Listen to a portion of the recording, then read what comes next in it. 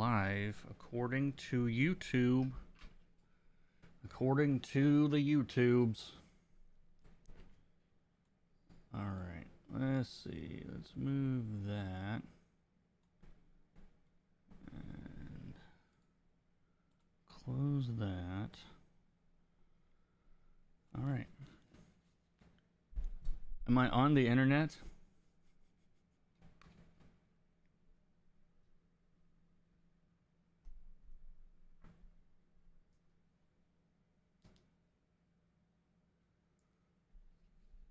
Hey Jamie, how's it going? Welcome.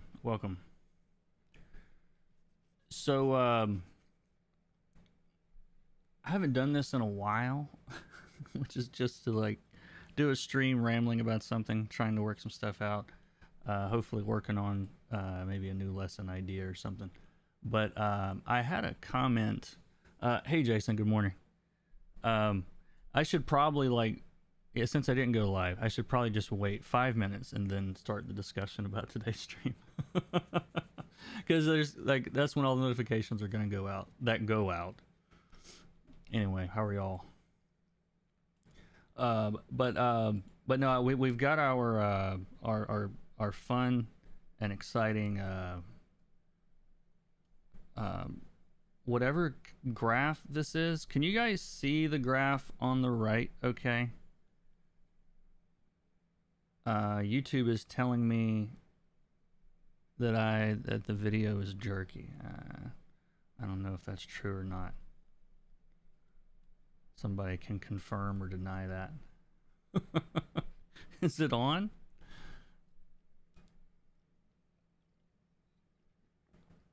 AK Comic, how's it going? Chris, good morning. Welcome everybody. I'm basically just killing a few minutes for the first couple of waves of notifications to go out, and then I'll get going. Seems fine, all good. Yeah, I don't know why YouTube tells me this stuff. But no, the whole reason I wanted to do this today, I got a comment the other day on one of the caveman color theory videos about application, and I thought I did a little bit of that in the second video, and I talk about it kind of generally all the time.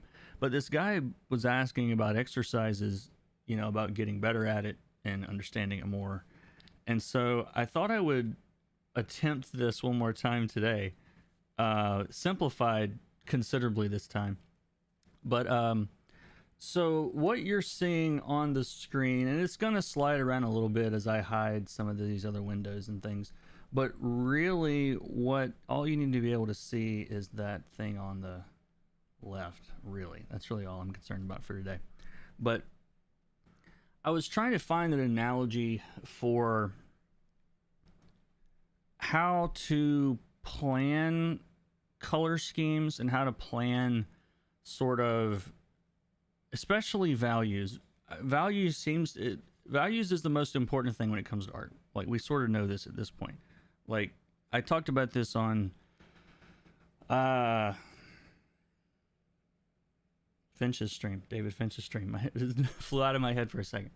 But like 90% of choosing colors is choosing the value of that color. And so the last time I brought up this this thing, I was trying to use it in all three dimensions. I'm going to draw something on here just so we've got something to look at. I was trying to do it in all three dimensions, and I think I mostly just confused people. So I want to start off by first looking at one more time, do kind of a recap about what we're looking at here, and then I'll try to start a little lesson here.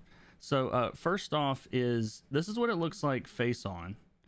Okay, and if you turn it isometrically, which is like that, and then think about extruding all of the bright values forward and pushing all of the dark values back, which is basically what this does.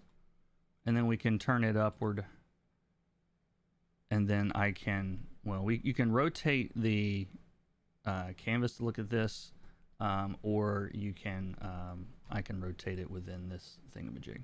But the problem is the 3D part of this is hard to see in 2D. And so there is also a just full screen like waveform version of it, which is just value. Okay, so this is just value. If I delete all this, I'll show you what I'm talking about. Is everybody having fun so far? Is this exciting or what? So if I draw a straight line across here with nothing but, and actually I'm not going to go all the way to white. I'm just going to get a little bit brighter so we're not going all the way off the screen. But as I paint a lighter value on this, you can think about this. Does my mouse show up on this side? No. Let me change that. Hold on. Bear with me a second. Where's the beard? The beard had to go temporarily. Medical thing. I didn't want to cut it off. But anyway, but you can see that, like, so this line right here represents 50% gray. All right. And as I choose values that are lighter than that, it will create a little mountain over there. And if I choose values that are really close to it, you can see that they are, you know, just above and below that line. And if I make a value which is much, much darker, it will sort of dig down. Okay. And so at this angle that we're looking at, this is a representation of, let's say, a light value, a mid-tone, and a dark value. So when you're trying to discuss, like, let's say, for example, that you have a painting or an artwork or a piece of a comic book canvas or something that is a very common setup to have one thing that is, let me try to find a quick example of this. If I do, wait, I can't do that. Hold on one second. Comic. Who can I look up? Comic book cover.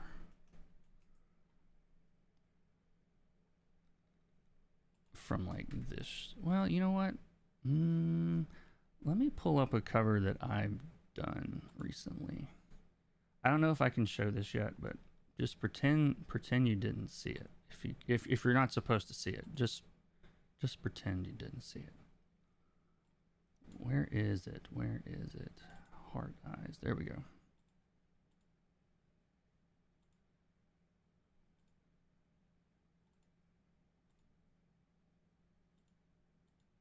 Somewhere in here.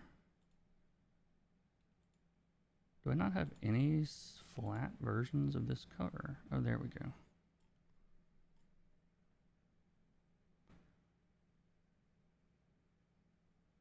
Oh, I didn't have this open already, did I?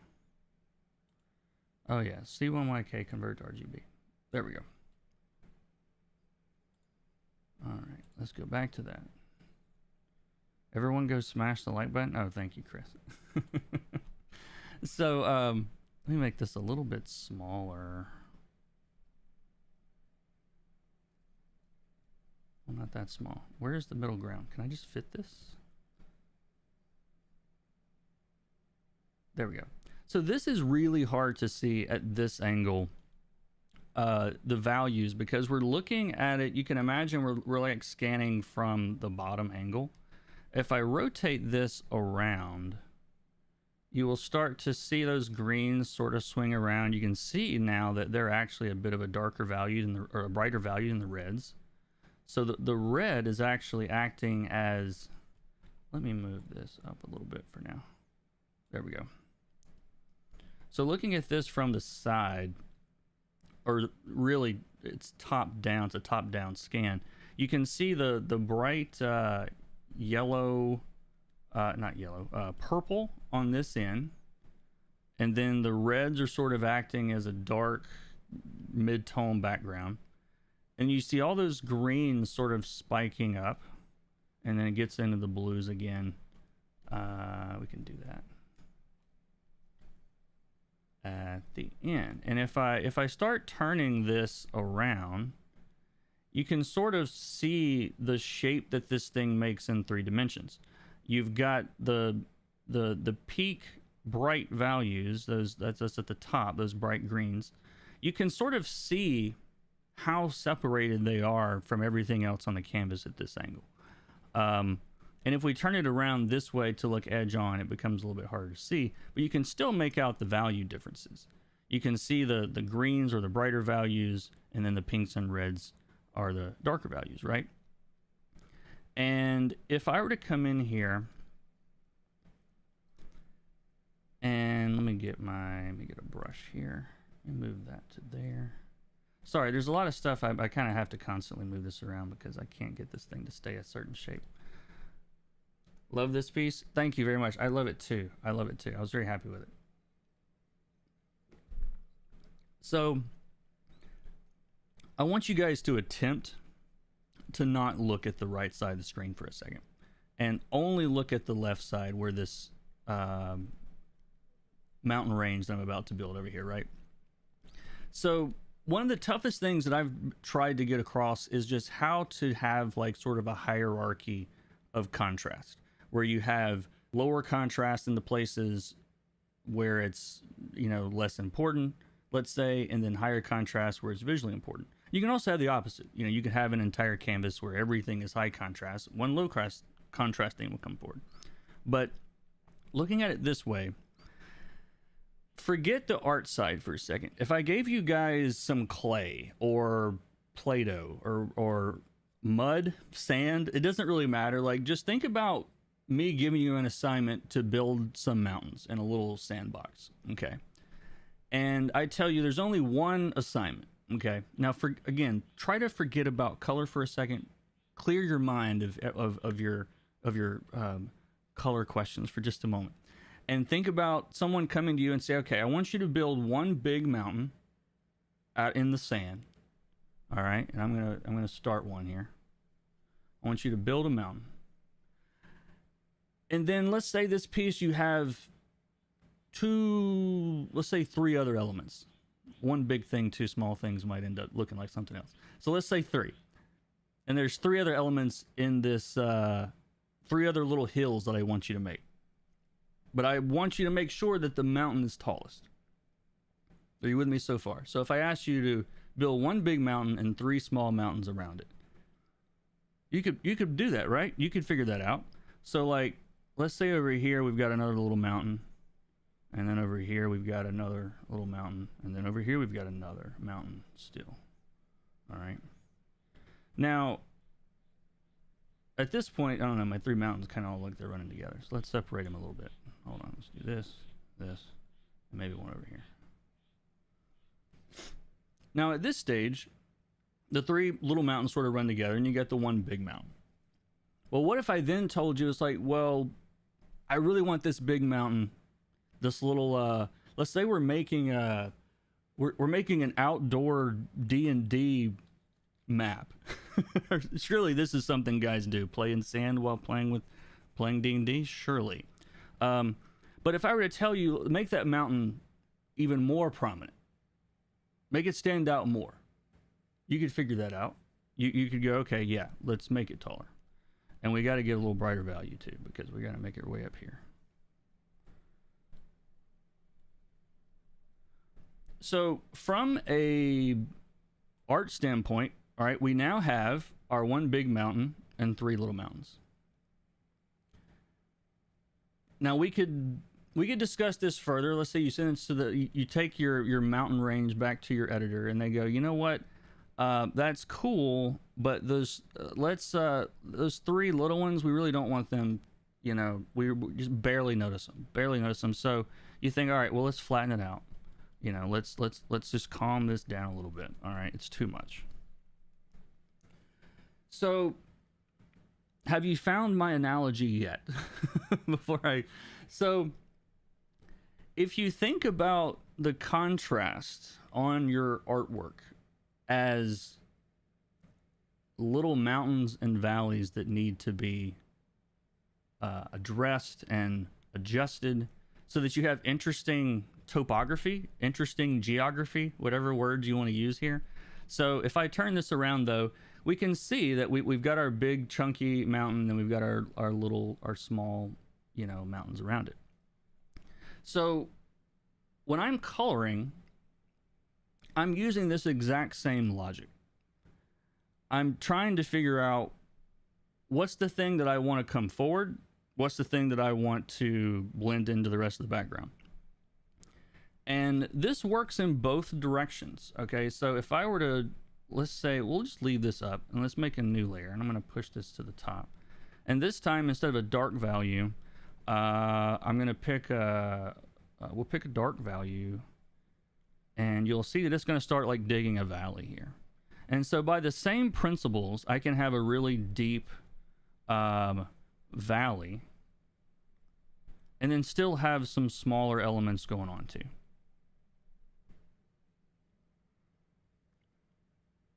Does this make sense at all? Hey Eric, how's it going?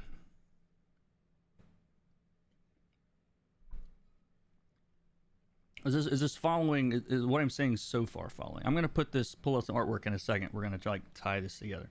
But just as a general principle, I kind of need to know if this makes any sense at all, because I can't tell when I'm being insane or if I'm making sense, to be perfectly honest. So I'm kind of I'm testing the water here. Are you guys with me so far? Because all this is, I'm going to turn into a video at some point. I've just got to, you're guinea pigs for me today. Makes sense. All right. So I also found, I'm going to come back to this in a second, but I also found an old article from 2018. And again, this came up because someone in the Discord had painted or had colored Spawn. And there was a large, like, red area of blood in the canvas. Like, really deep, you know, fire engine, whatever. Not fire engine, but, like, red. Like, pure red. And it, I mean, we're talking, like, this color. All right? Like, really deep, but, like, yep, that's red, that's blood. And you can see, actually, it's interesting how dark of a value that red is. Look where that red is compared to the gray, right? So it's way down deep in the system there. It's a dark value. And then his Spawn, well, by the time he added his highlights, Spawn sort of looked like this. He wasn't quite this orange, but he was pretty close. Now, if you're going to make something look red, it needs to be the reddest thing.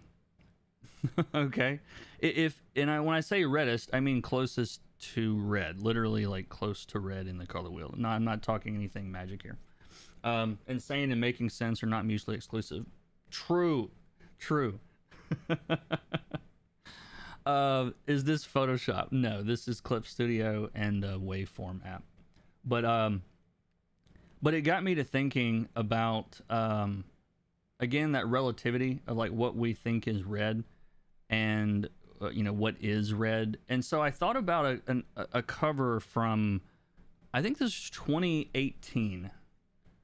Now the waveform for this is pretty boring because everything is either white or black. So everything is at the far at the very tip top up here. That's all the white, and then we have all of the black down here at the bottom. So not a lot to look at here. But what Image did here was, and I'm going to try to get all these names. Let me see if I can find it. Image, Spawn.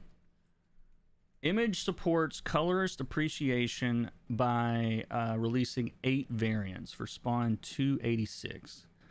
And what they did was they sent this drawing to 8 different colorists and asked them to, and they all became variant covers. And this is like a hall of fame of colorists they asked. You know, really, really good colors. And I'm going to try to match up all these names, and I'm sorry if I mix any of them up. I'm trusting this article quite a bit here. So, but yeah, starting with, this is, Reno, Denizio Moreno. And I'm sorry if I hope I'm saying that name right. Denicio is probably better. Is that it? Somebody let me know how to pronounce that name. But, this is the same guy. If you guys, you know, I love Black Mask. We talk about Black Mask all the time. This is the same guy, all right? And I want you to notice, to me, this is something that's really interesting, is the only thing that I would say is a commonality between all of these covers, and we're going to actually break all of these down. But the only difference, and I'm moving all of these to the right side so I can center this thingamajig over here. But the only thing in common is the red. He is either red or he reads as red, which is effectively the same thing. Okay. But I want to find some commonalities in the waveforms. I think would be interesting. And so I want to start with this one. Again, this is Reno. Hi, Kurt. Since I moved to a different time zone, I haven't aligned with your stream until now. I was really missing it. And yes, it makes a lot of sense. All right, cool. But I love the fact that before we really even look at this at all, we can already see all of those red values. Now they come out glowing a little pink in my graph just because the more that, and I'm going to just, yeah, we're going to do this all day. I'm just going to move stuff around. There is no good way of lining all this up in the time that I had it. But looking at these from the side, because most of the action on this is red top down. You know, we've got spawn and then the bottom of the screen. So when you look at it from the top, the darkest values, which are up here, as far as the colors go, they start in this dark kind of brown area, kind of right through here. And then you can see on the waveform, it sort of slowly drifts up into the oranges of the background. And you can see that in the background. And you can see it gets well above all the red, right? So our contrast between the background and spawn, you know, is this, which is a lot, right? And there's little bits, you can see little bits of purple and blue and different stuff going on, but there's not very much of it. Most of what we're seeing here is the red of his cape, all right? And as sorry, we got a clip's thinking. It's thinking about it.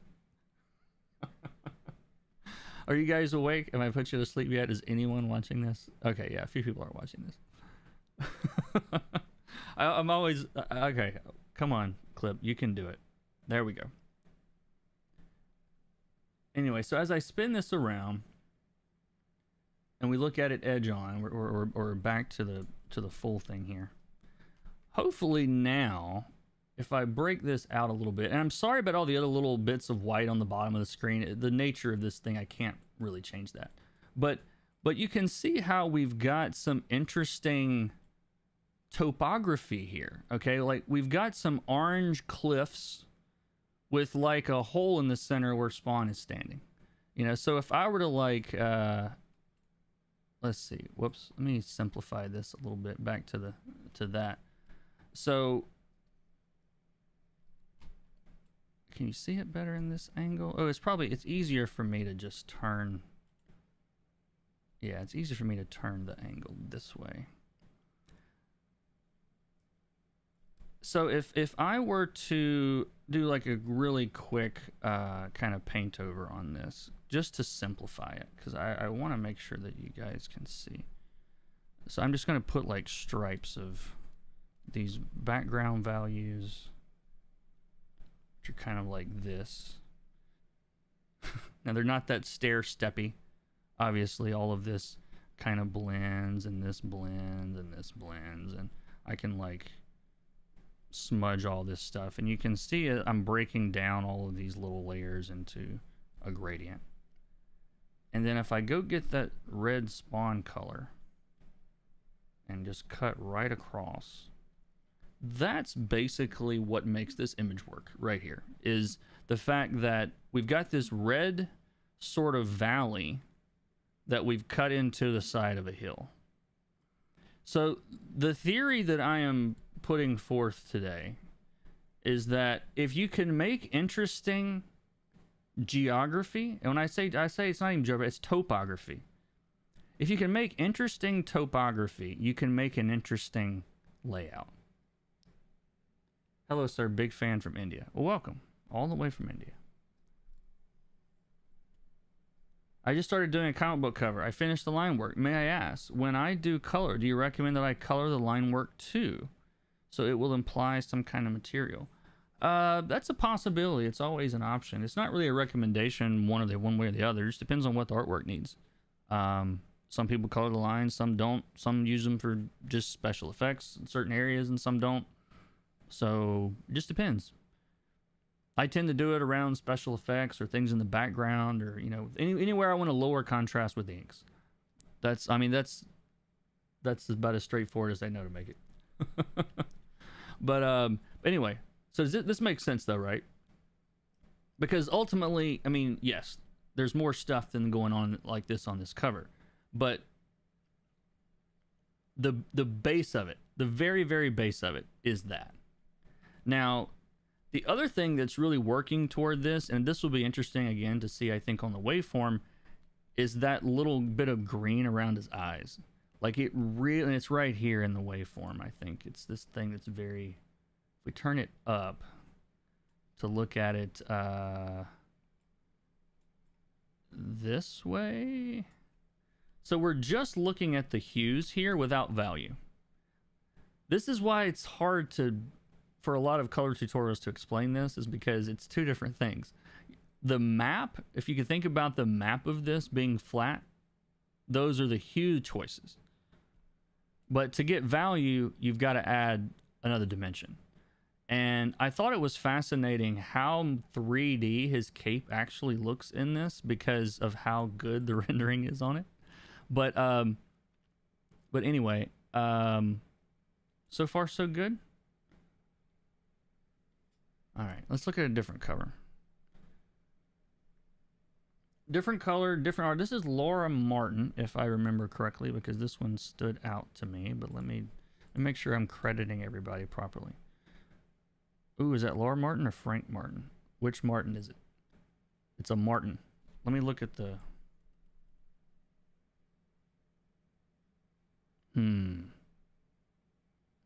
What is that, guys?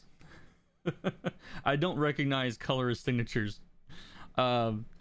Anyway, so but with this one, let's go back and look at the flat view. So here's the waveform on this one. And again, we've got this like sea of red this time, okay? Like so much red. The entire canvas just about is red. So where is it not red? Right in the center, right where Spawn is. And they decided to have his entire front side glow green. You know, these whites and greens. Like, you can really see in the waveform, like, just how much different they are than everything else. Like, that green within the waveform creates its own little subtle spike, I guess. You can see that's separate from everything else on the canvas. Again, if we turn it sideways, it's probably a little easier to see. But yeah, you can see the like the brightness of the sun right up here at the top, and then all of this red, and then again right in the center, and you really can barely see it from the edge because of how little it is, but right in the center you can see how that green is just entirely different from everything else on the canvas. And so that green is really doing so much of the storytelling work here. We create a pattern. I mean, the sky and the cape are basically all one thing in this one, you know, which to me is another good indication of, like, you know, sometimes separating what matters from what doesn't isn't always what you think it is, you know, because this is a situation where we're not separating the foreground from the background almost at all. You know, instead we're trusting really the values and that green hue and that white sun, to be fair, is all doing a lot of the work of making this cover work from, you know, 10 feet away. Does that make sense?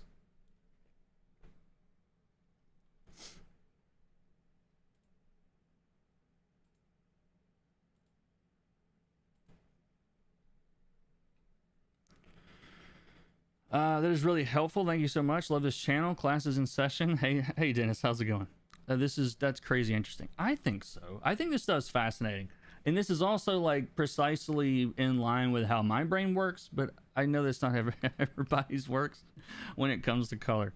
But that was the thing. That was kind of my point with this lesson. Now this one, without checking, I know is Matt Wilson because it just looks like Matt Wilson. I don't know the combination of that orange and deep teal with that particular purple shadow. It's just Matt Wilson if you know his work. But again, let's look at the sideways version of this just to see. Now what's interesting about this one is we got these big spikes of white, you know, bright values along the bottom, and then we have the dark blue values at the top. So again, the focus on this cover is Spawn, and so he establishes this pattern that's a bit of a gradient. You can really see it at that angle. Some angles are better than others, but you can see that sort of cascade of light into dark at the bottom, you know. And so he's establishing this nice pattern in the background from dark to light. It's very simple, going up and down. It's dark blue at the top, it's bright white yellow at the bottom. And then you snap that pattern and break that pattern with these insane reds and purples, you know. And you can see like they live in a different area of this little color system over here. They're pretty dark. They're at the bottom of the scale, and a lot of this, you know, cover is red, but it's not about the red itself. It's about the difference in that red and all the other colors on the page. You can see that height difference here more than you can normally to me. So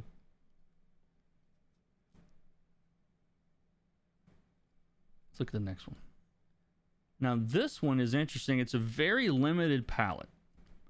There's very limited. All of this background is basically gray. And you can see just in general, there's not as big of a swing. You know, it's kind of muted in general. The brights aren't as bright, the darks aren't as dark. It's sort of a, you know, like we're living in the mid-tones. Like it looks to me like he probably started with that deep blue and just painted everything on top of that, which is sort of what I did on, sort of like what I did on Moon Knight. But again, the red is just so different from everything else that this doesn't really need anything, you know, as far as color goes. You still get that subtle, you know, sort of bright at the top, dark at the bottom. You can see that if you turn it sideways. But again, the reds are just their own animal right there in the middle. There's nothing in the background that's even close to the color of the red of his cape. So all of these colorists, and we've got a few more of these to look at, all of these colorists are using different color schemes. They're using warm, they're using cool, they're using all sorts of different techniques. The only thing that's really similar across all of these is the red, you know. And again, if I turn this, it's very obvious looking at it sideways. Trying to get this thing, there we go. Dark values along this side, and you can see those on the waveform here. And then we got all that red at the bottom. And then where does the lightest part on this meet the darkest part? Like right at his head, right? I mean, the background, that's a very convenient light source, guys. You know what I mean? It's a great trick. It works 100% of the time. Put your bright light source right behind the head of the guy you're doing. It's a great trick. But anyway, as we spin this around, again, there's interesting topography here. We've got these two mountains of blue and red with a valley where Spawn lives. You know, I can see at the first two I saw that they generally peak light values next to the cape or the figure. Yeah, because that's the one place where, and you can see it at this angle. The top of this. Let me look at this way. So we look at this edge on. Now again, this is just looking at the hues. And even in just looking at the hue differences, obviously we've got the two big areas of blue and cool. But we don't get any values here. So in order to look at the values, we've got to shift this thing and look at it at a different angle. And you can see we've got these little, again, little mountain ranges of, of blue and orange with an interesting middle. You know, that little valley in the center where Spawn lives. But you can really see that area around his head. If you'll watch this part right here, watch how much it shoots up. Like it just shoots straight up out of the canvas. And so at this angle, it's very easy to see that we've got that brightest area, and it's just a cliff next to his head. Like if we zoom up on this a little bit, and this is going to give us a little bit more detail here, but you can see the sort of plateau that's created by the white. Right, there's the angle. There's the angle. You can see the hole where his head is cut out, you know. Actually, that's the hole where the what you call it, the cross is. But again, it's interesting topography. Like it's an interesting mountain, you know.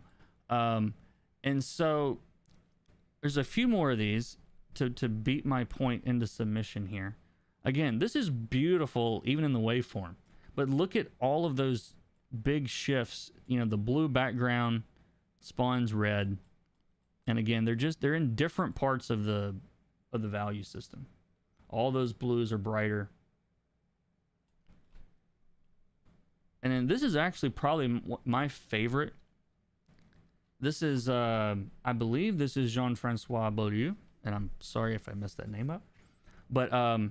But even on this one, Spawn's cape reads as red. Okay? There's not a lot of red on here. There's a lot of oranges. There's a lot of deep browns. There's, again, more dark orange. But our brain is not saying this is orange. Why not? Because there's actually orange behind him. You know? And so when you already have, you know, yellows and oranges surrounding him, just getting toward the red. Where's my handy color wheel? Handy dandy color wheel. It also looks interesting in this system, but I wanted to show you just what I'm talking about here. And this is, and I'll link a clip of this to my guy on Discord that asked, but whoops. Sorry, I lost y'all. That one is nice. I can see the first two I saw. I generally try to peek the light. Oh yeah, I read that already. All right, anyway, so here's our color wheel. And you can really see here the differences in the values, okay? Because it's taking that color wheel and it's actually separating it into, sorry, I can't turn this on. Can I turn it there? Sorry, give me a second. I'm trying to spin this on its axis, but it's not letting me do that. But anyway, well, there's the angle right there. In the waveform, looking left to right. The purple is the darkest color on the thing, and then we've got our trip across the color wheel to yellow where it gets bright again, right? So if the color in his background is here and about here, and again, I'll zoom up on this so you can see, but if I want to get toward red, even if I pick a color that's like really desaturated, or even this orange here that gets very dark, it's going to read as a red color within this system just because it's closer to red than anything else. And that's what's happening here on this one, is these aren't really red. It's just a combination of being darker and oranger than the background and then putting that green against it is what makes it appear to be red. There's not a lot of red on this, actually. But the principles are the same. Again, you get like that sort of very clear dark to light as we go down the image. And then, you know, we've got that, again, we've got that cutout in the mountain again. You can really see there.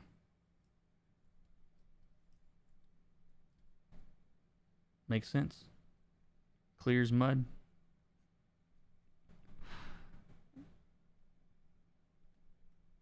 Turn all that off.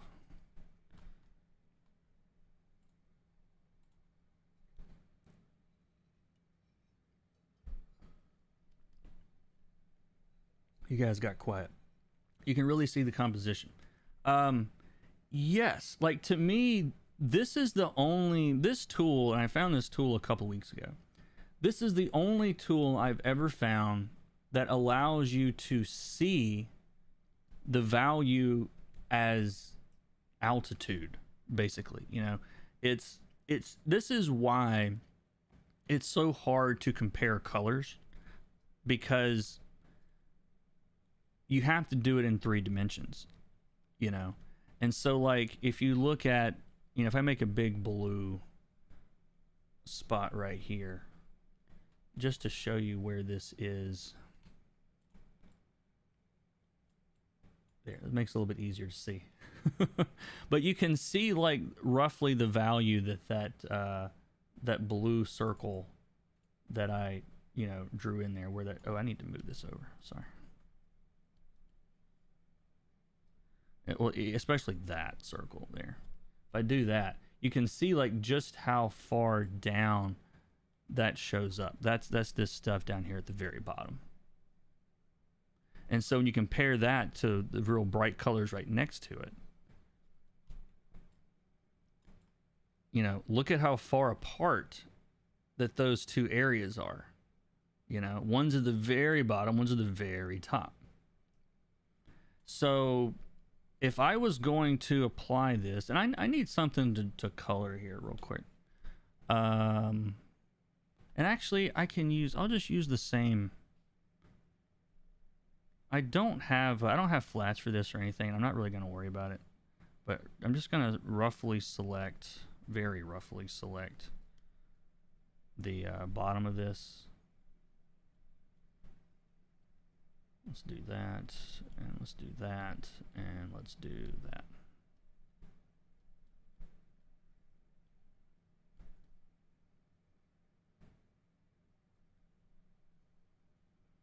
So on the waveform on the left, let me make this flat again.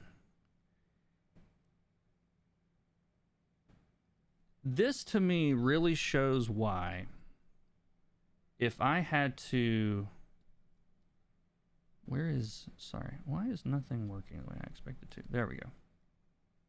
So you can see this green that I've added up here on the top of the canvas and the red on the bottom. That difference between the green and the red is the contrast. Okay? So when I am thinking through like what this composition is going to be for just the rest of this, and forgetting the details for a second, it's not about the details on this. But if I want to, let's see, how can I try to explain this?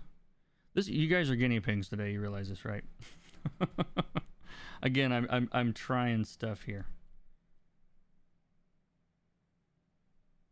Sorry, I need to make all of that one color so I can select it. This is all like on the fly today. I really did not plan very much. Is that working? Okay. And the reason I'm doing this sideways is because if we do this, we can still see the differences in the values, but it won't be quite as obvious. I guess we can still leave it like that for now.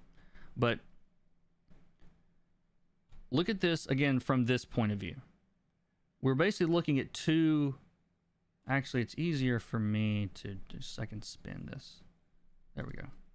But you see the 2 levels. That's really what I want you to take away from this board than anything, is noticing the difference between the 2 levels of the 2 values that are being shown here. Now, if I were to take, let's say I'm in new colors, and I'm going to make some bad color choices here, okay? I'm going to say, well, I want this to be creepy and dark green, all right?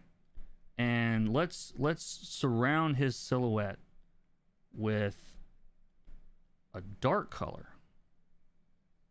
Now look at what's happening. I'm digging away a hole. I'm losing my edge. The edge that I wanted, the green next to the red, has been carved out. Okay? So now I've got my green values in my background are right next to, they're much closer to, I'd have to get even darker. That shows you how dark red is right there. Look at how dark I'm making this green, and from a value standpoint, it's just now getting back to that red color. But now the topography is very different now. I've got bright values that blend into my red values.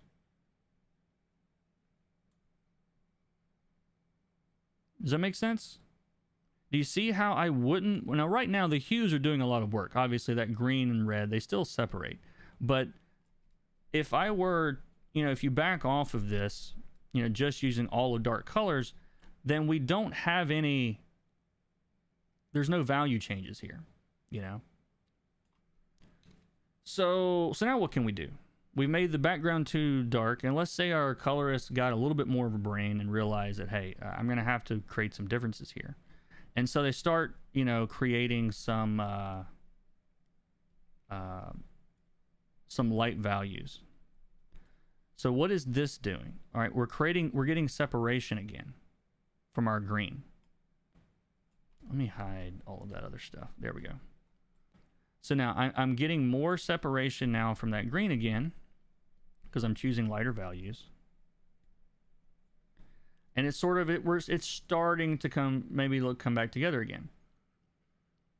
Does that make sense? The importance is the difference. And I can choose almost any, background color here. And as long as the value is the value, this is a little bit lighter, but not very much. But I'm getting interesting differences.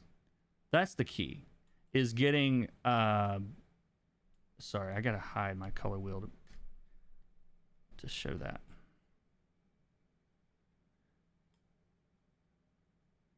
Make sense? So you're doing that brings out major differences. Yes.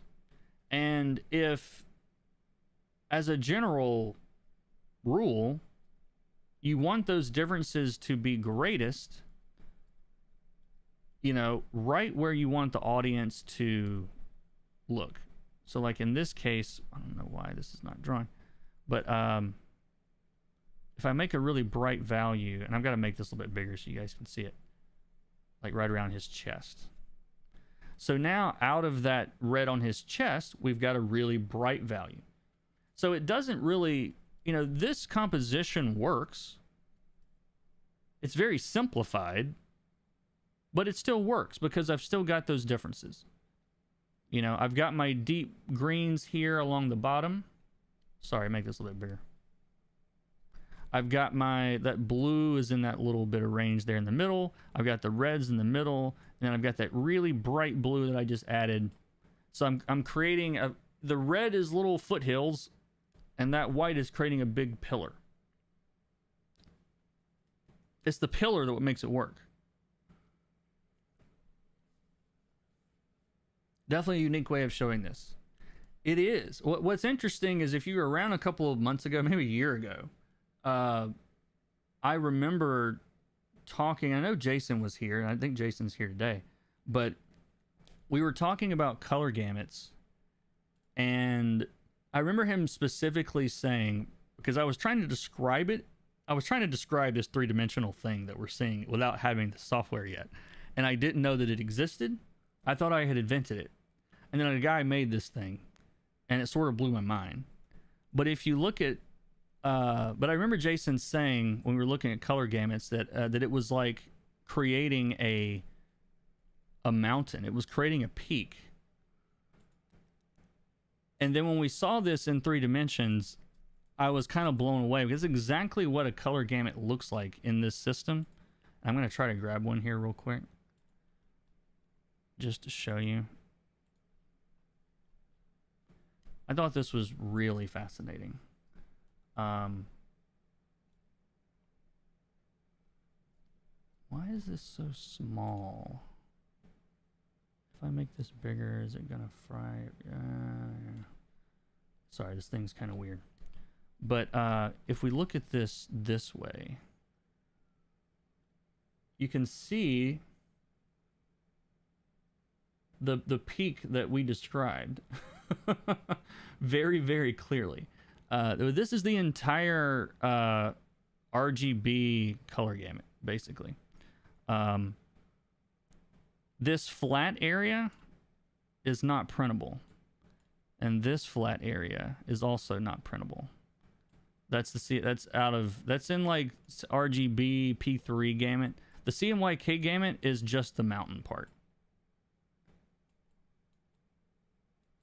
Yeah, so like this little plateauish little area down that blue valley up the little purple thing, all of that is out of gamut. Just to show you what this looks like. But I thought this was fascinating to actually see, because it becomes, to me, it becomes a lot clearer. Like if I were to flatten out some areas of color here, like the blue and orange, you can see where they appear within that system. Anyway, so there's a lot of other stuff on this I need to get rid of to use this, but anyway.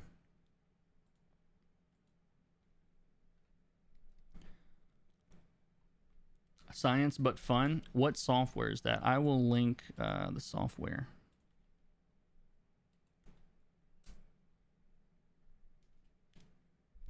So to take this back to where we started, I did this last night, kind of practicing for today to see if this was something that would be interesting. And I've got to be honest, it was sort of fascinating to work this way because I wasn't looking at the canvas. I was only looking at the waveform. I actually had the canvas hidden because I'm gonna back this up just to kind of show you how, to me, I got an interesting value setup out of this without really looking at the canvas at all. So I've gone as far back as I can go here. Okay, so but here's my little, again, like my mountain of bright value, and then a couple little smaller mountains around it. So you can see that as I move forward here, and I'm adding detail, I'm adding my other mountains, I bring up the entire floor to brighten it all a little bit. And I'm thinking about the composition of the mountain and not my painting at this point. Like, how do I make the mountain interesting? Let's flatten out this area to the right to make it more prominent. And then I was thinking, then I brought up the whole level of the background. I just made everything brighter. But then the mountain sort of starts blending a little bit, which is subtle. That could be cool, but it's not really what I wanted. And so I was thinking, well, how can I make the mountain more interesting? Well, it's like, well, let's make a big cliff maybe in the side of the mountain and really cut a hole to create a unique feature on the topography. Now, what's interesting to me is that it turns into at least an interesting looking value setup. Like I could see this being, the first thing I thought of when I saw this was, oh, okay, this is like a monster that is standing in front of a car that's coming at you or something, whatever, But it's an interesting composition because the geography is interesting. Does that make sense? Mountain of Bright Value sounds like a religious parable. Oh God, let me stay away from that. But anyway, but I thought it was a fascinating look at just how little that you need to make like an interesting composition. But thinking about it just in terms of the shapes that the values make within this system, it's fascinating that it works so well to me. Because if it's a way that you can start to think about your compositions, then it's so much simpler than trying to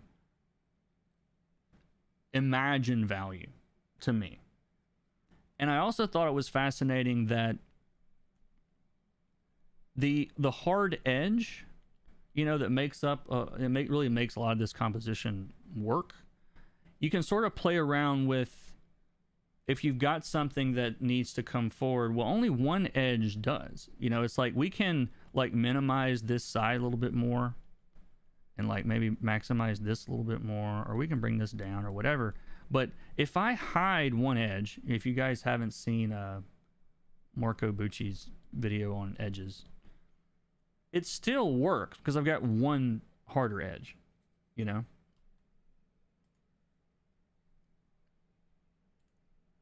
You guys are quiet today, which freaks me out.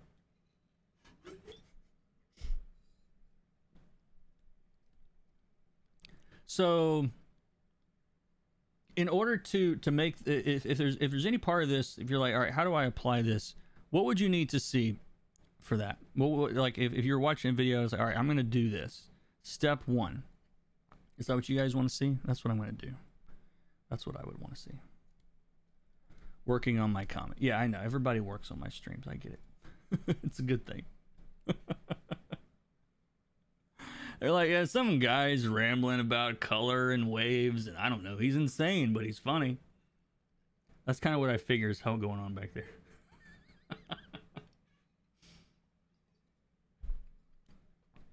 All right. So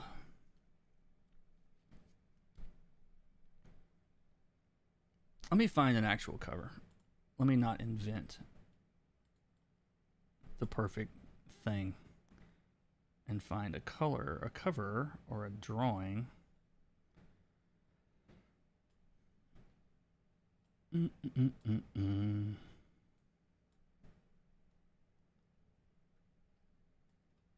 right, I've got a folder somewhere of... Oh, you know what? I haven't looked at any...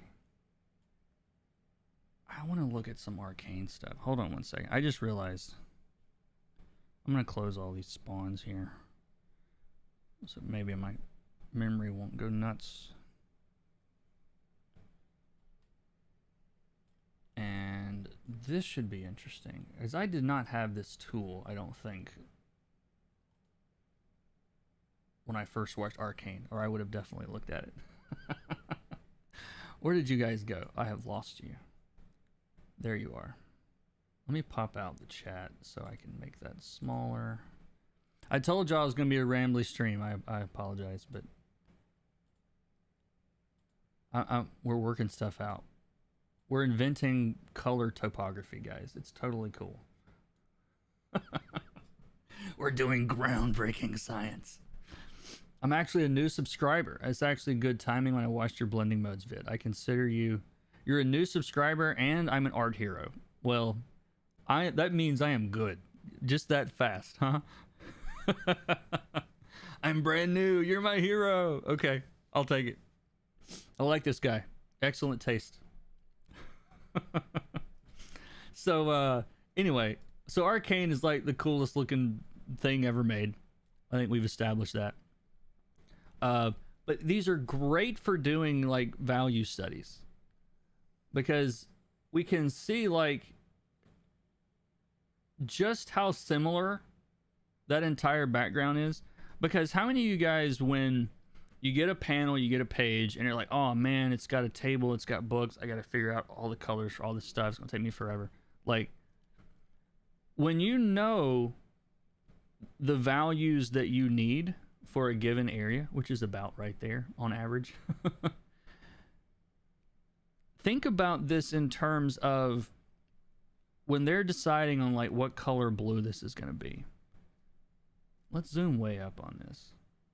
And is that, yeah, so like, yeah, that one little white light area of light is that little bright thing you're seeing. But when they're choosing these colors, so they're making sure that, and I'm just randomly putting, I'm going to get a different brush. I'm randomly putting some strokes down.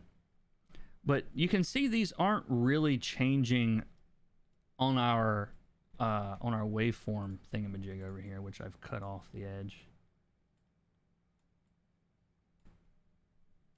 But you can see I'm not affecting that white area on my waveform, that dark area, because it's all dark. You know what I mean? And so when you're deciding what colors to go there, you're choosing colors that are literally close to the other colors to make sure that this whole area stays on average dark, so that you can have the bright things stand out. You know, if I were to start like grabbing this value off her finger and be like, yeah, there's a coffee cup over here and it's that color, you guys would never do that. You know better. But look at what it does to the waveform. You see how we now have this like strange formation coming out of the dark for no reason? It's a bad value. It's a bad value in that part of the composition. So if I'm going to make a coffee cup on that table, instead, like, I'm going to keep it close. I'm going to keep it close to what is already there. And this is my terrible coffee cup. And I'm going to use shadow colors that are like really similar. And maybe you just hint that there's a ring or something around it. But I'm going to use things that make sure that my values stay my values.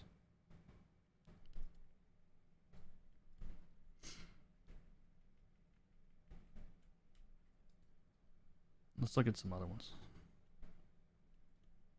Like, what makes this image work? You know, it's hugely bright everywhere, big dark center. And that's what we're seeing, you know, here. We got those really bright greens that are creating like towers. And she lives in the valley. You know, now within the valley, you're thinking, all right, well, she's in the valley. But within the valley, there's subtle differences. You know, you've got the chair against her skin. That's actually a pretty big difference. You know, that value, which is not, yeah, it's not even showing up, versus the brightest value on her skin. You see, they're not very far apart, but they're far enough apart. This is what I talk about when I talk about like the hierarchy of value, is this valley is getting us into the center of the screen. Okay, that's really what makes this work. It's 10 feet away. You're in the kitchen. You look at the TV. The composition still looks good because we've got big bright areas and a big dark area. And then if we zoom in to the dark area, we're kind of doing the same thing again. We're setting up a big dark area and we're making lighter areas. We're just not making them as light because they need to be in the dark part of the composition.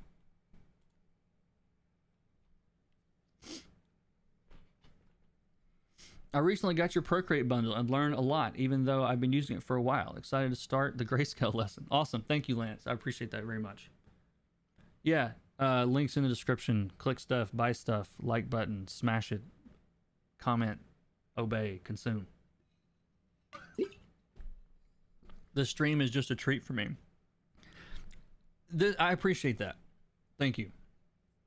This is my mad scientist ramblings that I do every couple months. I don't normally do streams this weird, but the last time I tried this, I tried to do it in all 3 dimensions all the time, and I freaked everybody out, I think. So I'm just trying to focus mostly on value today, and then we'll take it from there, you know? Let's look at a different one. We looked at that one. Yeah, these are all just random screenshots I took. So I love, again, this composition because it is gorgeous.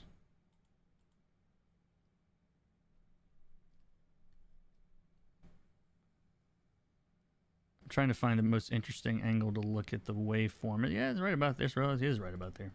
So you can see bright on the right, dark on the left, and that's in the waveform. Bright values over here on this side. We drift down in the darkness on the left. And then in the one area where the character needs to come forward, we just make it bright again. And make sure that she's surrounded by darkness. Because watch what happens if I grab one of these bright values over here and start throwing them around her. Well, now I've Well, now we've lost her silhouette. She's surrounded by values that are really close to her values. But if I get rid of those, then we've got those differences again. It's all about creating differences. I mean, think about how much work that blue of her hair is doing here, you know? I mean, you really don't need anything else. You can put that blue on here, and that's all you would need. But her shadows are close to the background color.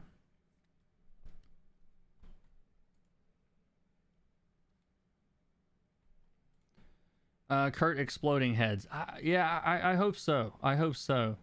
I do feel a sense of a little bit that this is insane, but it's to me it's the best indication that I've ever seen of like how art works, and I mean that. Like I know that sounds like a lot to say, but it's fascinating to me. This is more the same. I mean, subtle panel. It's not insane. It's a very cool, you know, analogous color scheme here. The values are doing a lot of the work, and look at how unique that blue is. You know, you can especially see that, and we're just looking at the hues here. But it's really her skin tone against the background, and you can see that here. You know, she really comes out of this because of the value of her skin tone. Not really about the hues in this case. So, you know, there are cases where the contrast is created with value. There's some where it's created with hue. Yeah, all of these are kind of similar.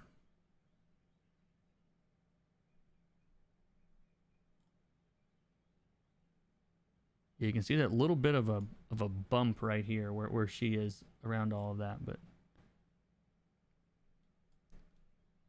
anyway. So applying this, I'm going to try this one more time after I find something to color. How do you make sure those dark colors come in print?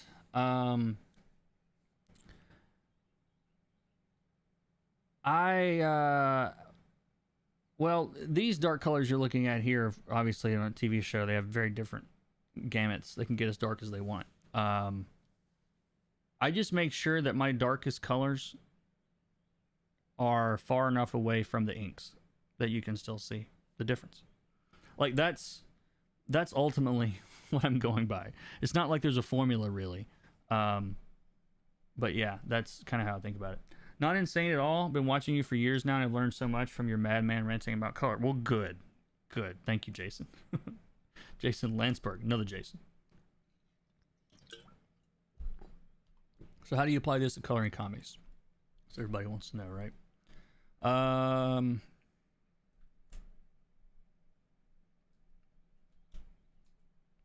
Let me find a black and white.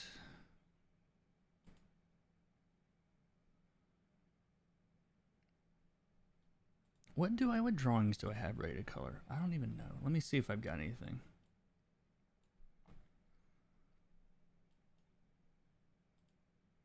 I was trying to find something I haven't colored yet, but I don't know if I have.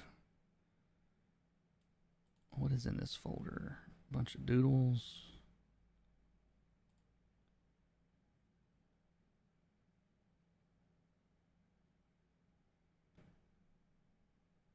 Sorry, give me a moment. I'm trying to find. There is probably.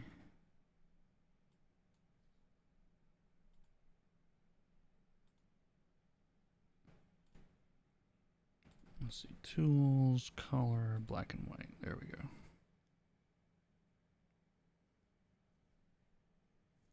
I'm trying to find something that's not just like a guy on a background.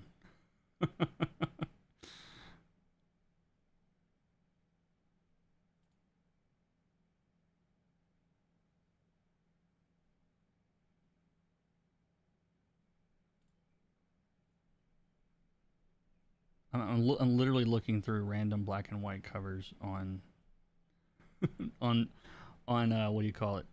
Yeah, these are all like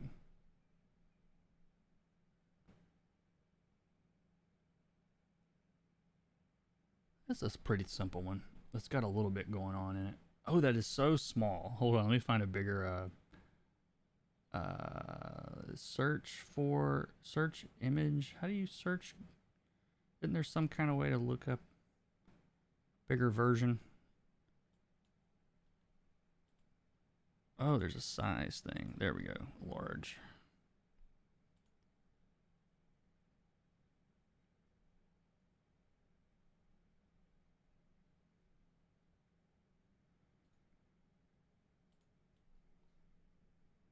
I don't know this character at all. Well, I know Superman. I don't know the other guy. Let's see. Insane but awesome. I don't like Arcane. I'm sorry, man. Not insane to me. Okay, we watched that already. All right. Did everybody leave yet? Okay, no, not yet. Good. Thank you. So I want to give a real quick sort of rundown as to how you might apply this. So first off, the waveform, what you're seeing over here on the left, all the white of the image is all gathered at the top. That's this. And all of the dark of it is at the bottom. That's black. And so again, just if you're just joining, real quick, I'm gonna draw right across the middle, white, 50% gray. It's interesting to watch the white and the black get pulled into the center like that. That's so weird. And then black over here. So we're not, well, almost black, so you can see the value difference.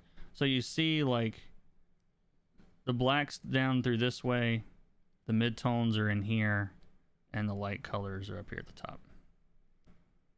And we're looking at it just like we're looking at it. It's kind of scanning from here down this way. Actually, that's an interesting way to look at it. There's all the white at the top, all the dark at the bottom. All right. So far, so good. So the first thing I'm going to do, and I have not planned this at all, but let's say, what do we know about this so far? So we've got a huge dark black shadow on the guy at the top. Obviously, that's going to need to factor in.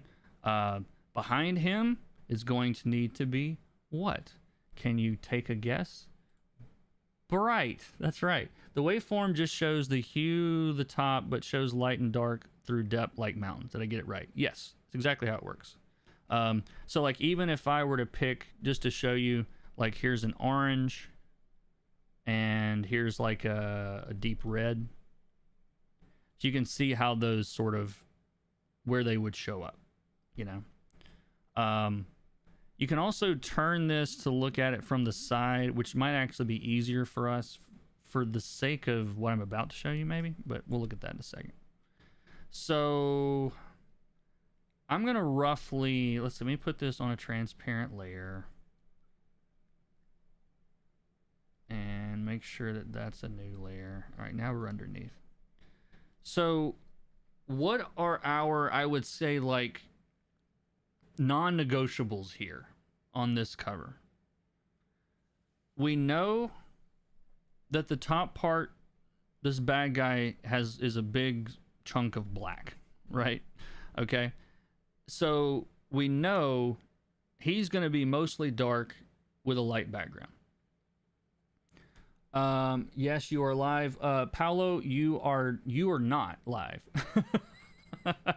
You're answering a question from an hour ago, just so you know. I don't mind watching the replays, but just remember you're commenting to people that have no idea what you're talking about because it was an hour ago. Hey, Keeman, how's it going? And what else I would say is like a non-negotiable? Probably the red and blue of Superman. If we're gonna do a wouldn't have to be, but for the sake of this, let's go ahead and say that it is. So anyway, this is red, and let's say this is blue. Dark values though, right? Like these are dark blues, dark reds. And again, like the skin and stuff, it doesn't really matter for this. I'm just trying to get a cool looking cover. So again, the top's gonna be light behind the character. So for like maximum, you know, maximum contrast, I would probably go darker values down here.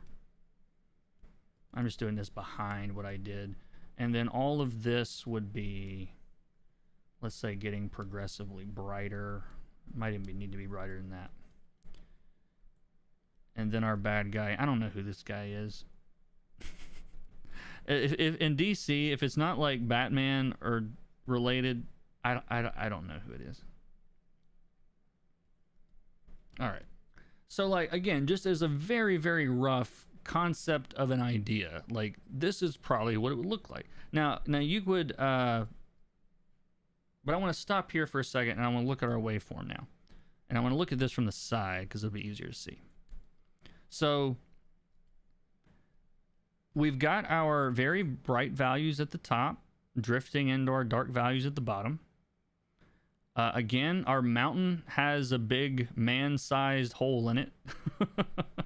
You know, you can kind of see that if we look at it this way. Again, because he's so dark, he kind of digs into the mountainside, right? So there's a huge value shift from him to what's around him. And hopefully you guys can see that here. Superman is unlike the rest of his background. But the differences on him are not as big, okay?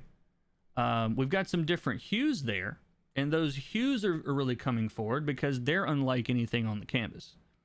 But you can see from a value standpoint, he still falls into the dark range of value that I need for the cover to work from all the way back here. You know what I mean? And if we spin this around, again, you can see how much work that that little bit of red and blue is doing down there. So if I were, so that's like, I would say stage 1, you know. Now it doesn't mean that it has to stay that way, you know. Obviously it's a good start, but there's a lot more detail, there's stuff going on. So I might choose, you know, just a few really bright, why is that not painting? There we go. So I might choose a few little bright colors to create some interesting, oh, let me make this an angle you guys can see again. Sorry. I'm going to do this from the side just because there's nothing else down here, it'd be easier to see. So when I start throwing around brighter values on Superman, you can see that that is creating a little, you know, mini topography here where I've got some, you know, I've got some mountains and I've got a little bit of interesting stuff going on here. But overall, we're still in the valley, right? We're still in the valley of this image, okay? What I don't need to do necessarily, unless I want it to come forward, is go get one of those really bright colors and pull it all the way out. Because look at how different that is. And this obviously doesn't, you know, that white doesn't fit the whole rest of that little area. So I don't need to get that bright to have something come forward as long as I'm still, you know, overall in that valley. And I'm coloring this sideways, which is kind of weird. But you see everything that I'm doing is still keeping roughly the same relative value range.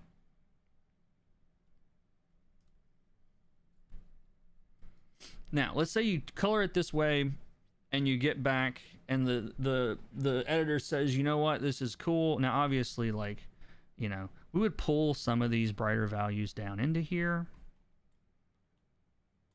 Let me make sure we can still see this from the side. Sorry. It really is easier to see this way than it is the other way. And so I start, you know, throwing around a few little lights. And again, they're all staying in the, I'm still in my valley. I'm not getting too crazy here. But let's say that I turn this in and we can see we've got our whole top of the canvas over here on the left with our big monster guy creating a big silhouette there in the mountain, which hopefully you can see. If you don't, there he is.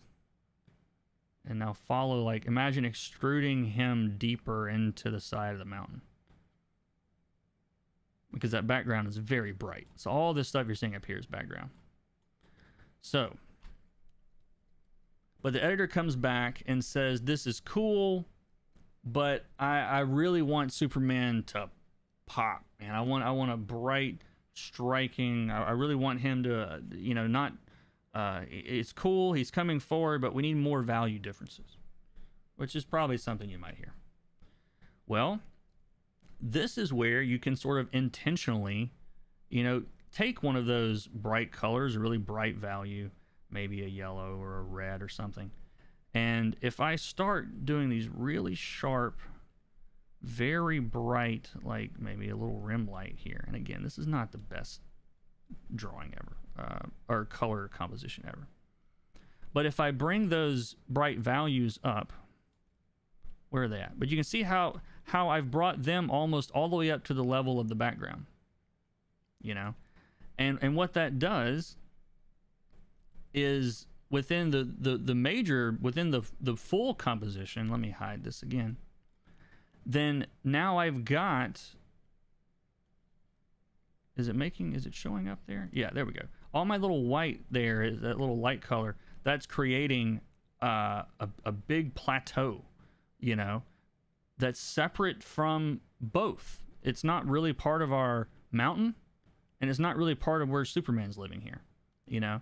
And so that's a way to, you know, I would probably do something like this to bring some of those light values into the dark area. And so now you've really got two areas, which is what you have here, of major contrast differences.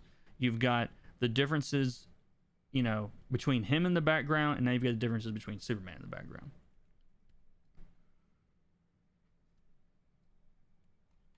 Does that make sense?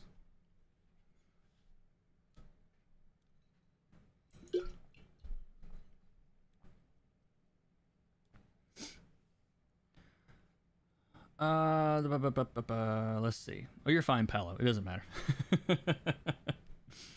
How do you spin the paper using R? I've tried on PS. It doesn't work out. PS. In order to rotate your canvas in PS2, you have to have, I think is a certain video card it's required or something, or like it requires video graphics stuff. Anyway, I think that's the problem. but you guys see, like, this helps tie everything together. Thanks. Like, awesome. Does a workflow like this make sense? I guess, like, because it was really like, my whole point with this was to give you guys something that maybe you could repeat, because I've gotten a couple of comments lately from people that have basically said, look, I love your videos, they're great, I feel like I learn a ton, you know, all the light bulbs, all that stuff, and then I get to actually applying it and I freeze up. So, like, to me, this is a good example of, I mean, I think it's a good example of, like, applying all of this in a way that makes sense. But you guys let me know. You want to see another example of that? Maybe another cover? Until all your minds are blown, you know? Like, I don't know. Here's an old cover. I'm just grabbing old covers from Google.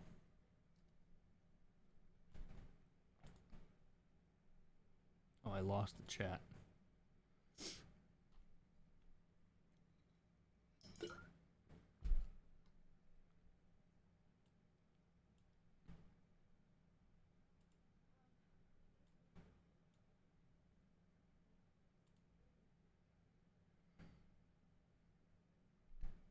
Stilt Man? Is that who that is? I have no idea. I just thought it was a cool looking cover. All right, so let's try this again. And is everything showing up? Let me move that. Sorry, I've got this requires so much to be open on my computer at the same time.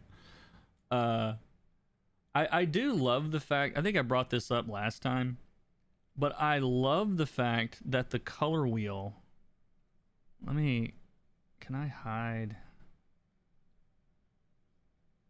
Oh, I can't really hide all that. Let me just make this huge.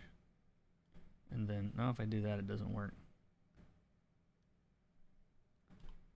I love the fact that you can see the actual value differences going around the color wheel here. Like, this blew my mind the first time that I saw it, because the yellow is our brightest value. This shows us that. Purple is our darkest value, just and it shows us that. But you can really get a sense of just how much difference there is in just the maximum hue, you know?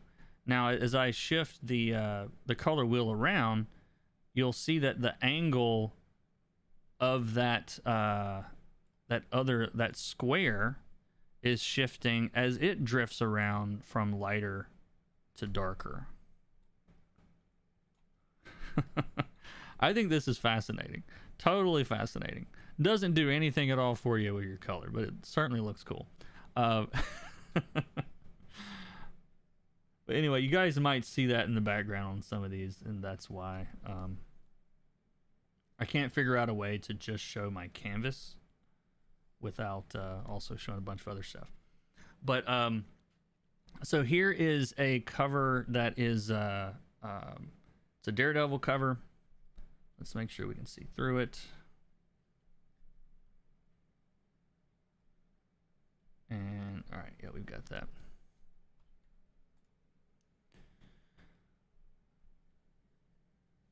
Great building perspective. There you go.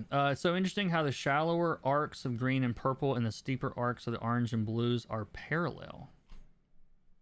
Hold on, let me.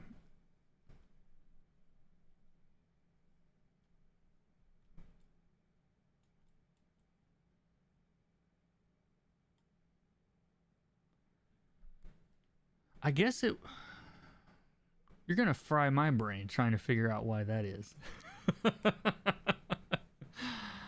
Yeah, that is.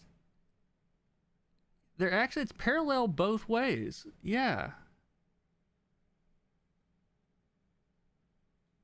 That is fascinating. That's what we're seeing, by the way. If you're not able to see this in 3 dimensions, that's what we're looking at. Yeah, they're almost perfectly parallel. Oh, it's interesting to look at all of my swatches up here as I shift around to all these colors. Hey, hold on 1 second.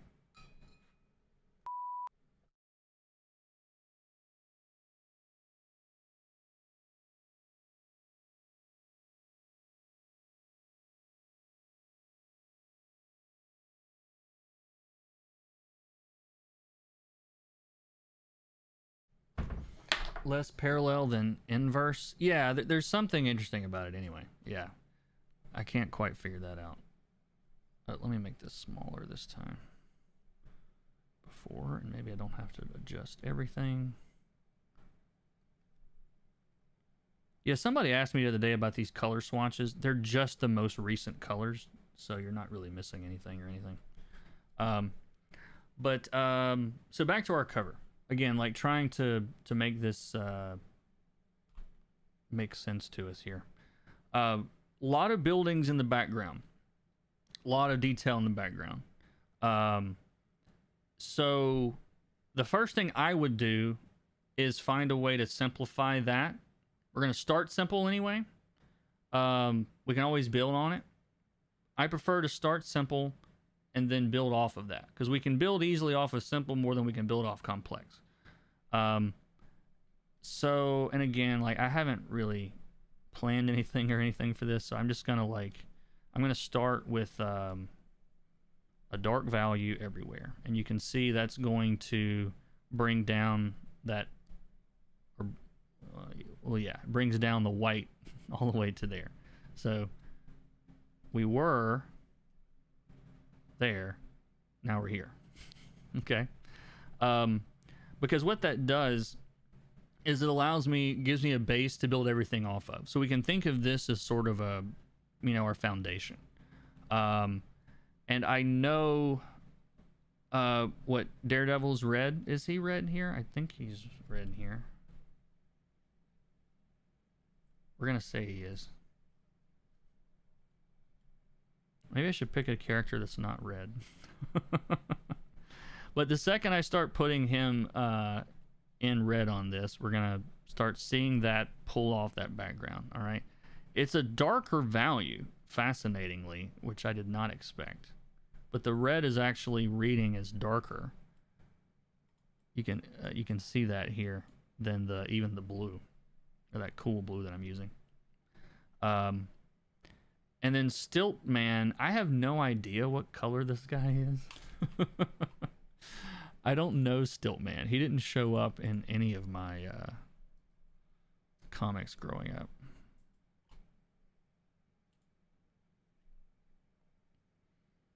He's all gray? Or silver, maybe? Guess it depends on who's coloring him. He's silver. Why you color the whole page of one color? Oh my. Dude, you asked me that in a comment the other day, didn't you? Because I want a base to start with. I don't want to just... Here's why. Because if I don't know where... If I don't have a base to start from, I'm just randomly putting colors down. You know, oh, this guy is going to be this is going to be that. I'm not going to have any sense of like where I'm starting. If I want to compare colors, I need something to compare colors to. And if I went around here, especially if it was flatted, you know, and it had a bunch of different colors, I'm not able to make those color comparisons, you know. And so, again, I would ask, if you have a better way, let me know. But the reason is I want to be able to see the colors that I'm choosing versus one unchanging variable. I think very scientifically about this. So this guy is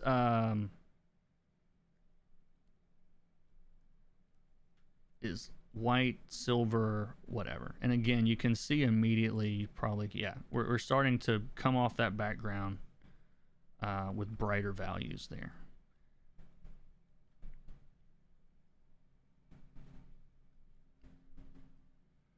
Now, the thing about this that's unique, that's different from a lot of other, I would say, you know, heroes and whatnot.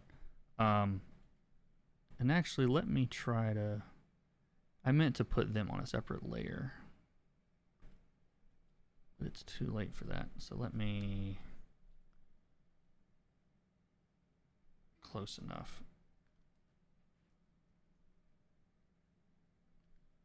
Bring that down there.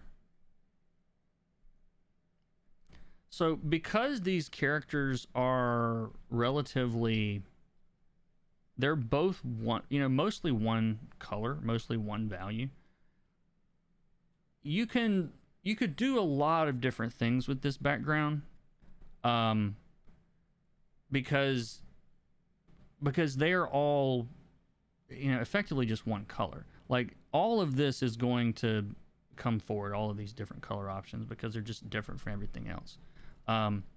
But I would choose colors for these buildings that make sure that they stay, you know, within a relatively narrow range of options, you know. Is there any specific color? Is there any specific color for what? So, again, if I'm doing this cover, I would start throwing around some darker values and in the shadows, and especially up against the characters. Make sure that there's plenty of darkness for them to kind of play off of. But, you know, you could make these buildings a million different colors. And as long as the values were similar, then, and again, like this is more of an illustration than a good cover that I'm doing here. But I'm just sort of sliding the color wheel around, picking slightly different colors and putting spots of them down, like as if I was coloring individual buildings or something. So I'm like going all over the color wheel, kind of just intentionally to prove a point.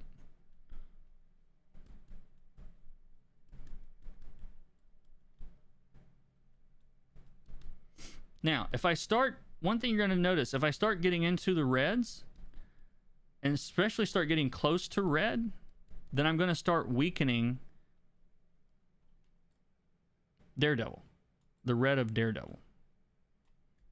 Just remember that, especially around him. If I start putting a lot of red, I'm now like digging out from under Daredevil, okay? And so that's blending him with the background more. I don't want that. I would not use any other red on this entire canvas,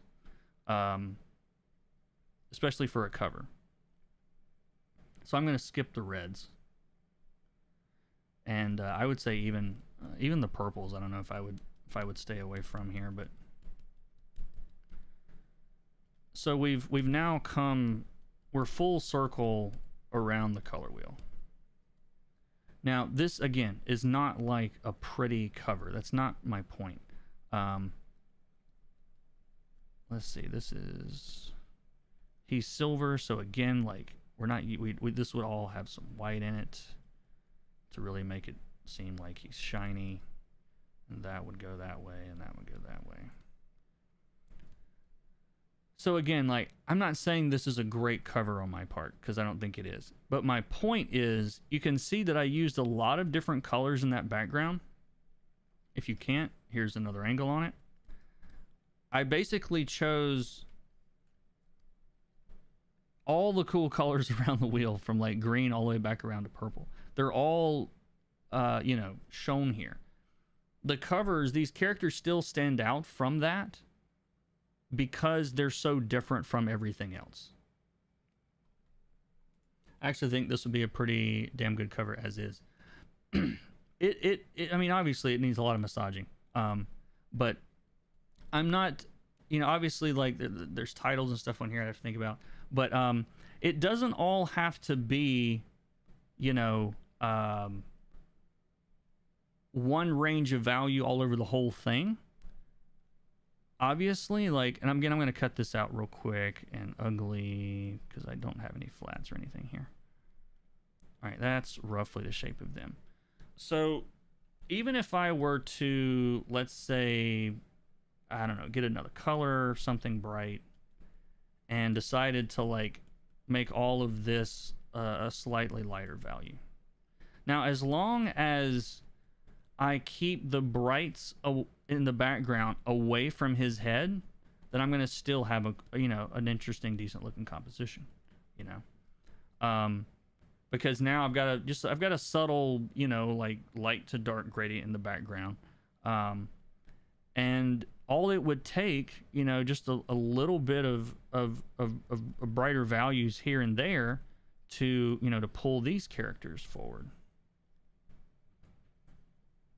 And sorry, I don't have, a couple of bright things here to pull him out. Again, I probably wouldn't use every color in the rainbow for the background, but it was more about the point of that the colors themselves don't actually matter.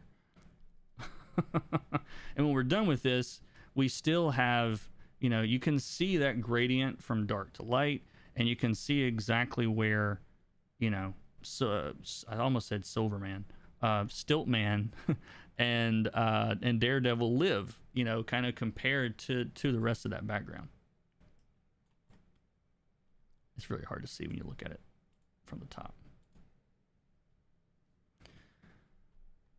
Might be in your FAQ, yeah, ha.com is a good place for that. What is the block print coloring method Matt Wilson uses? I have no idea. He does some cool stuff with that. But yeah, I don't know. It's probably all, textures and blending modes and some kind of technical trickery. But I have no idea.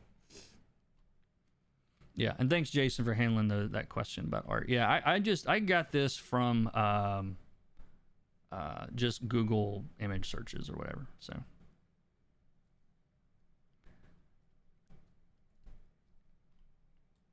But I think I've probably beat this dead horse today as much as I probably can. But if you get a chance to play around with this software, I'll link it again. I'm actually doing all kind of there's some technical crap I'm doing, but there's if you go to that website, let me show you.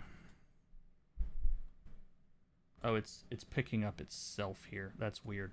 Oh, that doesn't show up at all. Yeah, I can't show that right now. But yeah, if you go to their website, and I think, yeah, I just posted it. There's a section at the bottom called experimental stuff, and you can feed your webcam or OBS virtual camera into the app, and then have OBS capture your desktop, and then it will give you a real-time waveform of whatever is on your screen, basically. But before I wrap this up today, any questions, comments, concerns about any of this stuff? On that last example, if you wanted to bring out a relatively dark red Daredevil, would you raise the values of the background? Yes. Yeah, I mean, again, like, I've in the case of, did I delete that already? I think I did. I didn't even save it. We could just as easily have, and it's actually, I don't know, it's probably what I would do in that cover because it's so dark. It's just dark everywhere.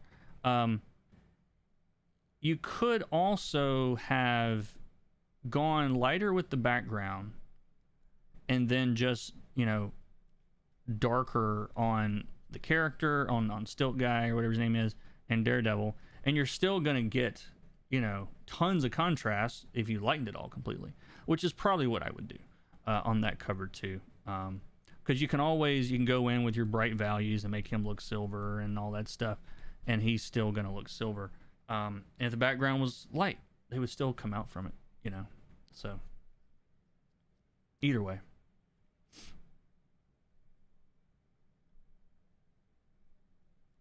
Stilt Guy, yeah, sorry for any Stilt Man fans out there. Is Clip Studio better than Photoshop for workflow? I think it's better for because of the reference layers. I guess yes is my short answer. But I still have to use Photoshop for CMYK files. So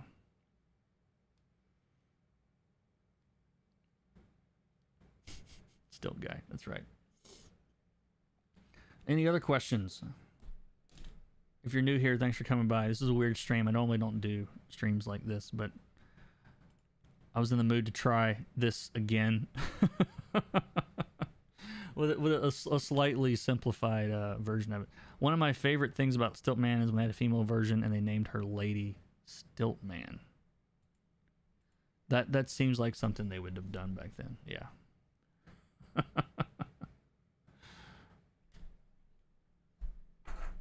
Awesome as always, thank you. I'm wondering what happens if I just had an idea real quick I want to try.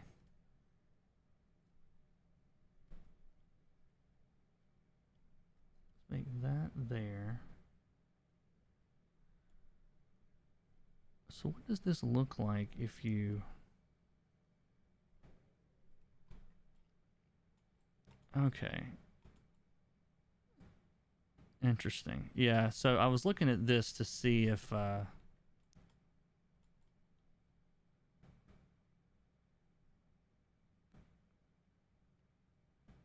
is fascinating. You can definitely get the sense of the value that way, especially when you put them next to each other. So it's like if I take orange and put it on the purple, like it brings it up to that level. Yeah, man, I use this trick so much of like having a canvas that is, say, bright on top, dark on bottom, and then bring a little bit of the darkness into the bright side, and then bring a little bit of the light into the dark side. You can really see why that works so well, because they're obviously like completely different places and very different from each other. Stiltman was in Was he? I don't remember that at all. Or maybe I haven't watched that season. I don't remember that at all. Oh, an Easter egg. Okay, I see. I gotcha. That makes sense. This has got me wondering so many other things now that I'm in front of it. Hold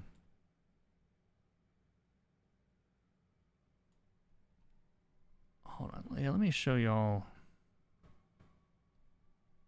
Oh, this one was already open. Oh, we did look at this one.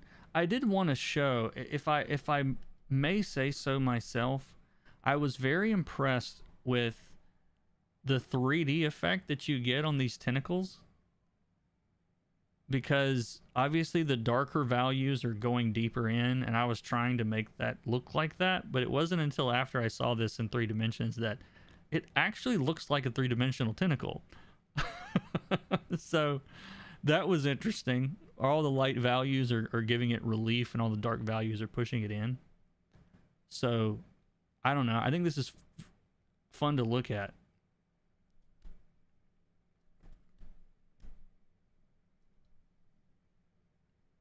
And obviously the character is a little hard to see at that angle. But yeah, here the hues are doing a lot of work. I mean, the values are different, but the hues are very, very different. But yeah, basically what I did here was to like grossly oversimplify my my process here. Let's see, where is it at? I'm trying to get these side by side so you guys can at least see.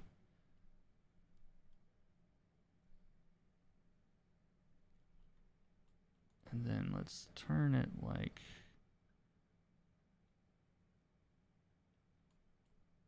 I don't know the best way to look at this. It's kind of hard to show. But we turn... I'm going to do this and then I'm going to head off for the day. But yeah, one more thing here real quick. To show you how I applied that same principle to this as one more quick example. I don't want there to be anyone saying I haven't shown how to apply this, because before this stream, they had a bit of a point.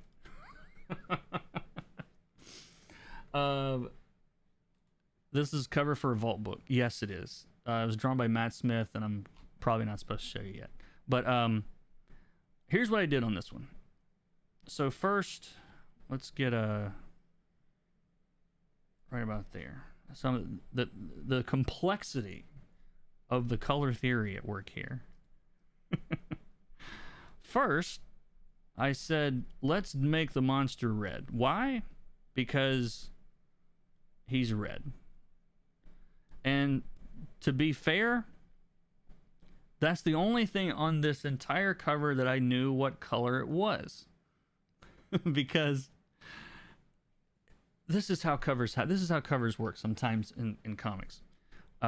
When you're on a crazy deadline and the regular colorist that was going to do this cover had something come up and it was an emergency or something and couldn't do the cover. And so I said, well, send me the book so that I know what, color these things are. And so they do, and I get that not all of it's colored yet, but the only guy that was colored was the monster. So I decided, well, let's base this entire cover off the red monster. And I don't know anything about the woman in the drawing. I don't know what color anything is on the woman in the drawing. She appears in the comic that I saw, but wasn't colored yet. So, this happens sometimes. So anyway, that's why I decided, let's not do local color at all. Let's just avoid it, because I don't know what color to make anything. So, what looks good with red? Oh, I don't know. Maybe green? In a super big brain, color theory move there. Getting the complement. No one would ever have thought of that. So when we look at the values of this again, we can see, oh, that's interesting. All of the little, sorry, I want to simplify this for a second. That is something. The blending colors there. Yeah, those are pretty. But anyway, you can see so far we have red and green. Okay? And the green is acting as the bright value and the red is acting as the dark value. Okay? Are you with me so far? With this ultra high level color theory idea here. I need to try starting a page from a single color because I do my own flats and choose colors along the way. I've never done this. Me thinking how I can apply this to graphic design stuff when only one color is known. That's the best. You can figure this out. This applies to everything. This applies to movies, TV shows, brochures, kids' books, any kind of art you can imagine. All right. So I've established red and green. Now, the next thing that I thought of on this was, let me do something really crazy and increase the contrast in the place that's most important. Really out there ideas, guys. All right. I'm sorry I'm in a snarky mood today. I'm just being a smart ass. I didn't realize this is not simple, guys, for everybody. But hey Darius, how's it going? Welcome, man. Thanks for your membership. You're up to gold. I see you're up to gold. But so I found some bright values, some yellows, and we put those in the places that we want the audience to most notice. And I concentrate most of it on the character and a little bit here and there, a little bit of highlights on that and that, a little bit of highlights down here. But really it's about the brightness of that yellow right there in the center. And you can see the little formation that that's creating here, right? We're getting, it's really small on the screen. I'm sorry about that. Zoom up a little bit. But you can see we've got this sort of, you know, little mountain here right in the center of the image. And it's tallest right in the place that I want you to look. So really, like, that is the basis of, like, why this does anything at all. Why it works at all. Is the red is my mid, you know, dark value. The green is my light value. I'm doing highlights with even brighter value. And I got at one point, and I almost stopped here. And then I didn't like just how there was almost, it was a lot of red. It was a little too much red. And so I got a slightly darker value, leaned it a little bit toward purple, and started throwing some of that in here. And that sort of blends down into the red. And then I thought, well, there's green. So next, the other way from that is blue. And so we'll throw some blues down here. And, you know, maybe a couple dark values or something. Oh, they had a cape, too, that went out this way. And then pulled a little bit of purple down here to the bottom. Just in the two windows that you see there. And now, when you zoom out and actually look at this, hopefully you can see that that's it. Like, color-wise, and I know that's a lot, but the rest of it's just detail. You know? Like, from here on out is just detail. You know? It's like, I'm going to do highlights on the monster. Well, guess what? I'm going to use colors that are close to what's already there. You know? And I'm going to slightly paint all this stuff in. But it's still in the same ballpark. It's still in the same kind of red area. You know, he's got a couple of, you know, some bright eyes in here. We don't want this guy to completely disappear, so we throw a couple of those around over here and over here.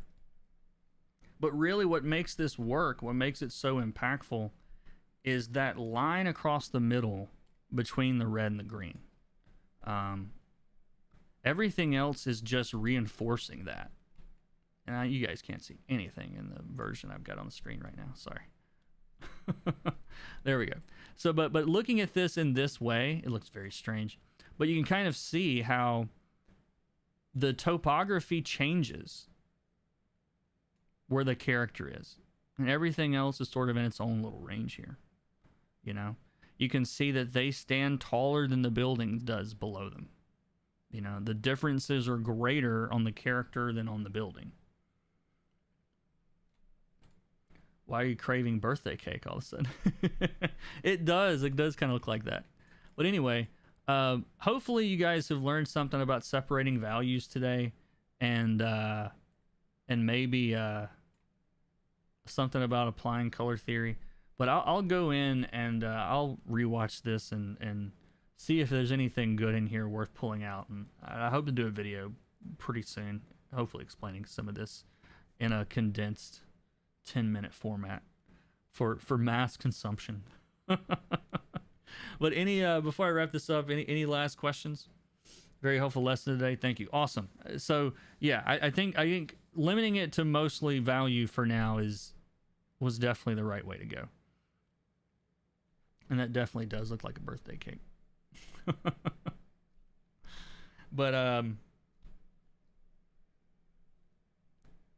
But yeah, I don't see any other questions, guys. So again, thank you for watching. I gotta go take care of my cat. She needs some help here. So, but thank you guys for watching. Click buttons. Check the description. Buy stuff. Support the channel. How all that fun stuff.